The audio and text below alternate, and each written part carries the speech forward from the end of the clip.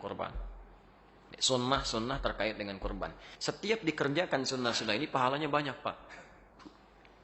Jadi kalau Anda kehilangan sunnah ini, sayang. Ya, sayang, potensi pahala nggak dapat. Nunggu lagi setahun lagi. Sekali lagi kalau hidup, gitu kan? Nah, jadi persoalannya adalah, sementara orang berkurban seringkali cuma nitipkan uang kurban ke satu masjid atau satu tempat, terus nungguin sampai tanggal 10. Ya, sementara sunnah-sunnahnya nggak diikuti. Oh, itu nggak dapat pahala, sayang.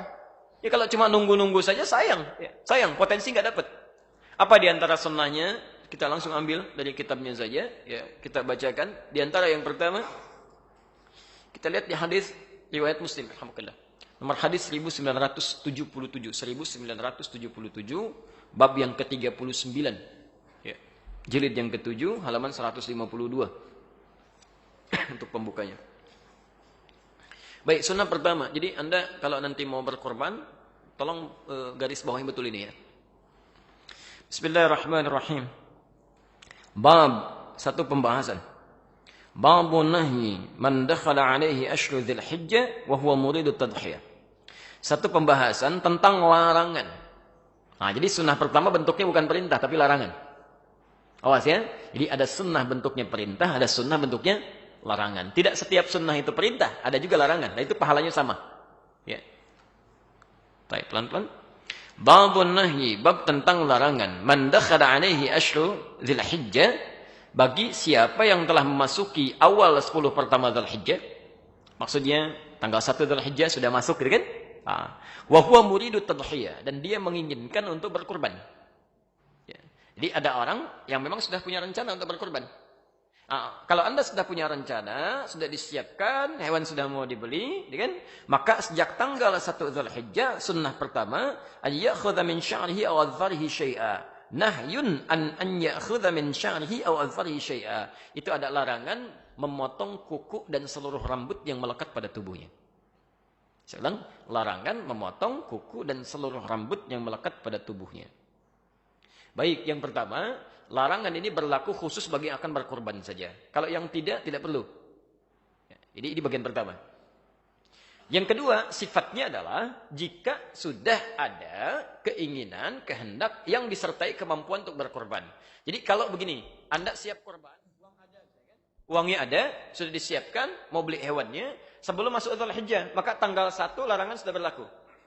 Tapi kalau Anda baru dapatkan uangnya misal, ya sudah ada kepastian dengan izin Allah, misalnya insya Allah tanggal 3 baru dapat, maka tanggal itu baru berlaku larangannya. Jelas ya? Dapat uangnya tanggal 5, tanggal itu baru berlaku. Jelas ya? Dapat uangnya tanggal 7, tanggal itu baru berlaku. Dapat uangnya tanggal 10, tidak berlaku hukumnya. Jelas ya? Tidak berlaku hukumnya. Karena ini hanya berlaku bagi tanggal 1 sampai dengan menjelang akan dipotong hewan korbannya. Ya. Jelas sampai sini? Baik. Sifat larangan ini, sifatnya bukan wajib. Awas. Jadi kalau Anda misalnya lakukan pun, misal saya mau potong kuku saja, ya, dosa sih tidak. Cuma kehilangan banyak pahala. Jelas ya? Kehilangan banyak potensi pahala. Nanti kita akan lihat apa maksudnya. Kenapa dilarang potong kuku dan rambut. Ya. Kenapa dilarang potong kuku dan rambut. Yang ketiga. Nanti kan betul ya. Ini sering keliru di sini. Sering keliru. Hadis ini jelas menunjukkan dari semua kalimatnya. Bahkan nanti runtutan keterangannya.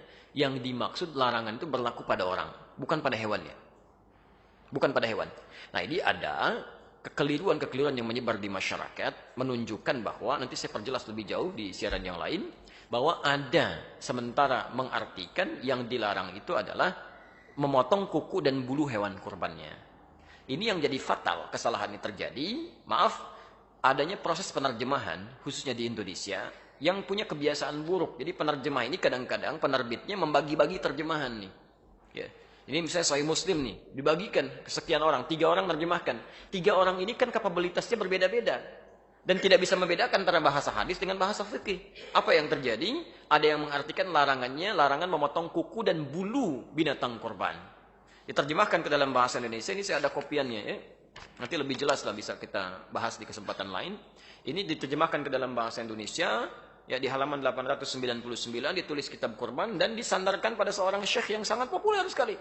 Ya, syekhnya nggak salah, yang salah yang terjemahkan. Ya, terjemahannya, apabila 10 hari pertama telah tiba dan seorang di antara kalian bermaksud hendak berkorban, maka janganlah dia mengambil bulu dan kuku binatang korbannya. Ini sudah fatal. Fatal kesalahannya. Dan disebarkan dan orang mengamalkan ajaran yang salah.